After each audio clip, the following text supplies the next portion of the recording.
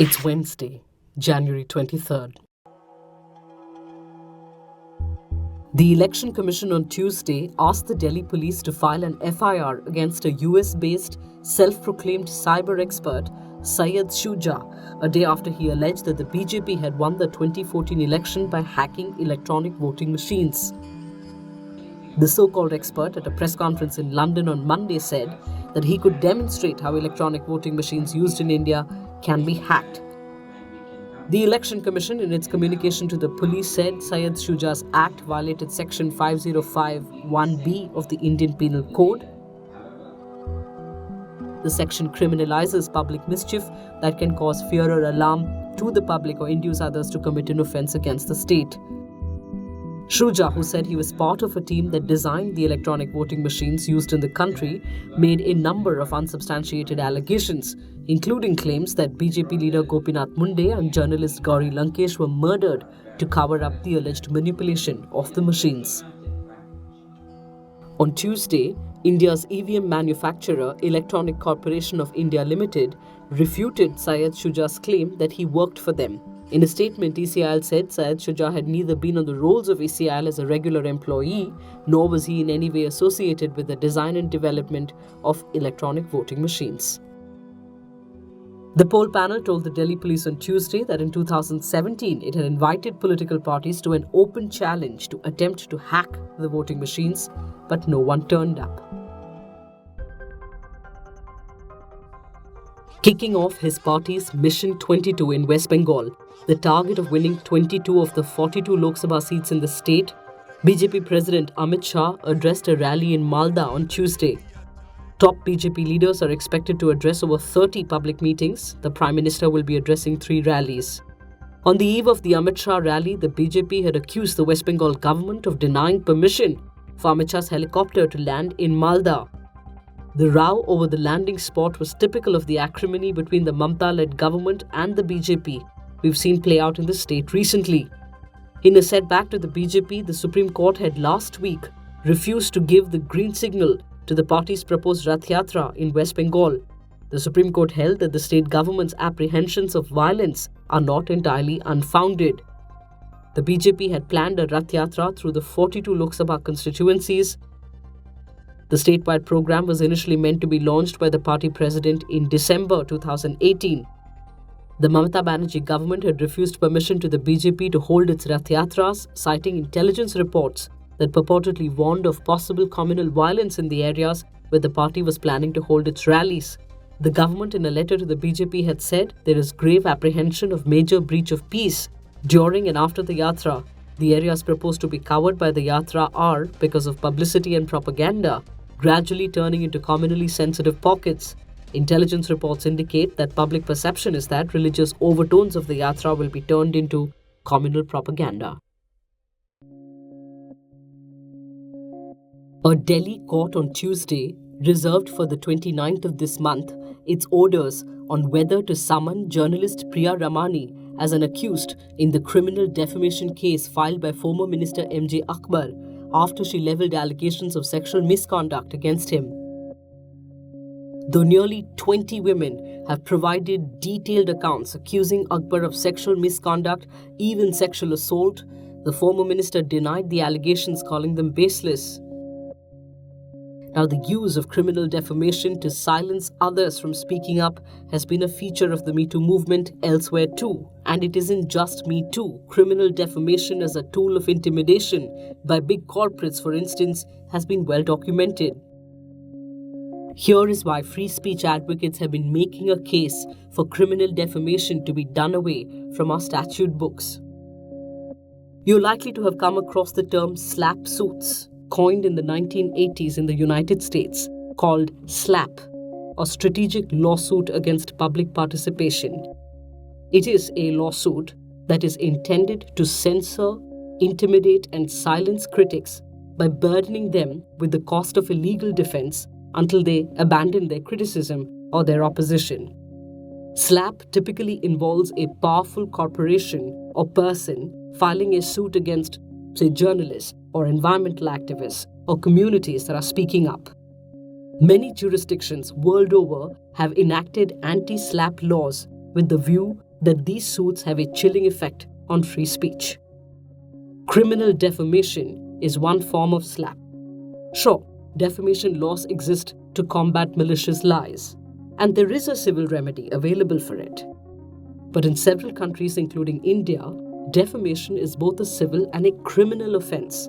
Section 499 and 500 of the Indian Penal Code deal with defamation as a criminal offence. BJP leader Subramaniam Swamy, Congress President Rahul Gandhi, and Aam Aadmi Party chief Arvind Kejriwal had approached the Supreme Court challenging the criminal defamation law as having a chilling effect on free speech. The Supreme Court dismissed their petitions in 2016 and upheld the law.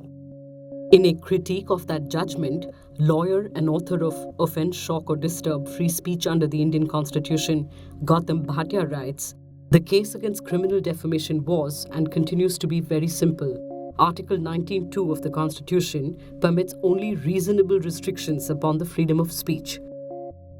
For a law to be reasonable, it must demonstrate a degree of proportionality between the restriction and the goal that is sought to be achieved. Criminal defamation fails that proportionality test. Criminal defamation is disproportionate because it uses the criminal law to prosecute a wrong that is purely private in nature. A private wrong is one that is purely between the offender and the victim and has no implications for the society at large. For example, he says, if I fail to control my dog and it bites you, then you may sue me for compensation in a civil court. Society, the state, and the criminal law have nothing to do with it. However, if I murder a person, then it is not just about one individual taking the life of another, but has ramifications for public peace, order, and security. This is why murder is a criminal offense, involves a jail term, and is prosecuted by the state.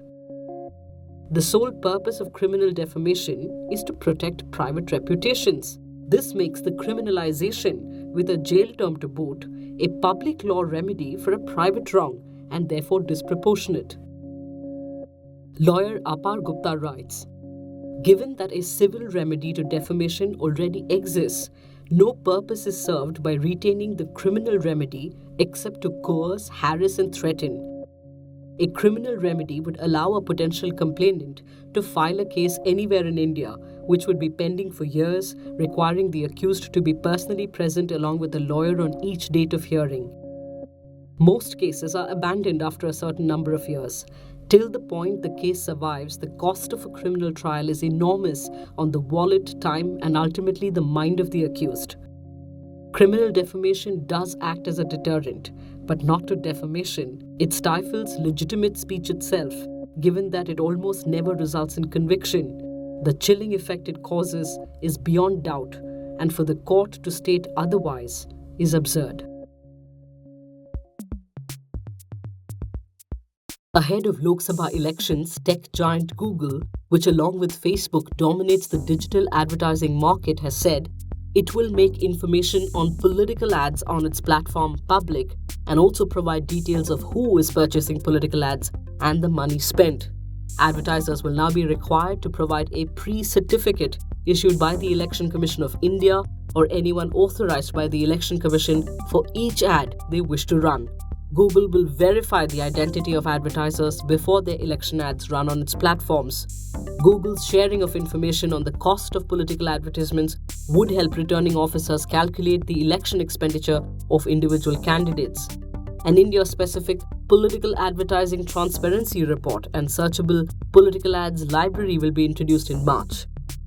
Chetan Krishnaswamy, Director of Public Policy, Google India, said, in 2019, over 850 million Indians are expected to cast their vote to elect the country's next government. We are thinking hard about elections and how we continue to support democratic processes in India and around the world. In line with this, we are bringing more transparency to election advertising online and surfacing relevant information to help people better navigate the electoral process. ICC Men's Cricketer of the Year, check. ICC Men's Test Cricketer of the Year, check. ICC Men's ODI Cricketer of the Year, check. Captain of ICC Test Team of the Year, check.